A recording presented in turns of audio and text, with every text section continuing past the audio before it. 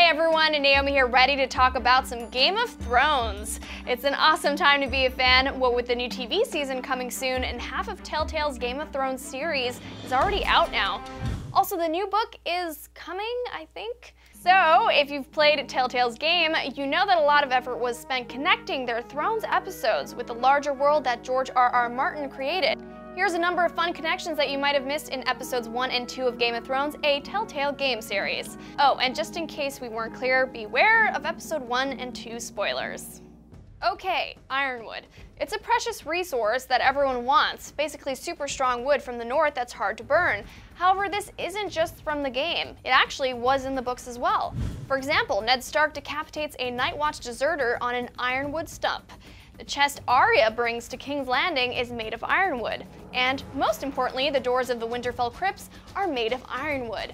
Fun facts for everyone. Early in episode 1, we see a number of house banners. In case you were wondering what's what, we have the tree and sword of House Forrester, the direwolf of House Stark, the chains of House Umber, the flayed man of House Bolton, the barren mountain of House Whitehall, and the towers of House Frey. One place I don't want to visit anytime soon.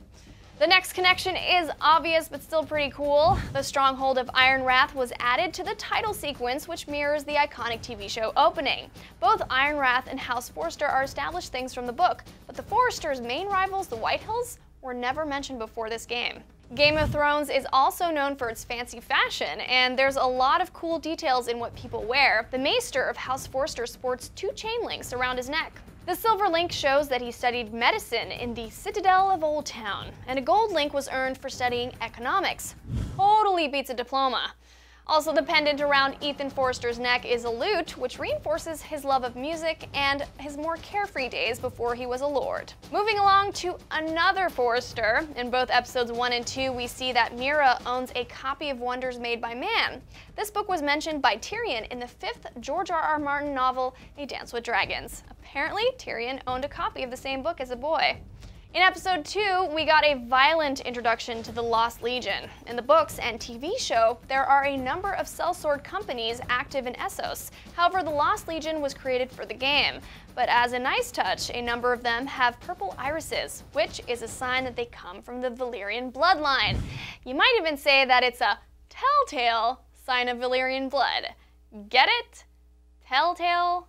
And finally, let's talk about bastards, something that Game of Thrones has a lot of. In episode 2, Sarah mentions that she is actually an illegitimate child, making her real name Sarah Flowers. The custom of the 9 regions is to have standardized last names for illegitimate children, so there's no lineage disputes, even though there usually are, but never mind that. Bastards from Reach all have the last name Flowers, while bastards from the north have the name Snow, like this guy.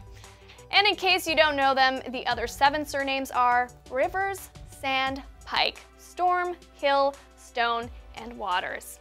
Okay, that's it for our fun Game of Thrones facts, and if you have more interesting Easter eggs from the game series, let us know in the comments. Just try to avoid crazy spoilers, and yeah, we know, it's hard. I'm Naomi Kyle, and I'll see you in Westeros.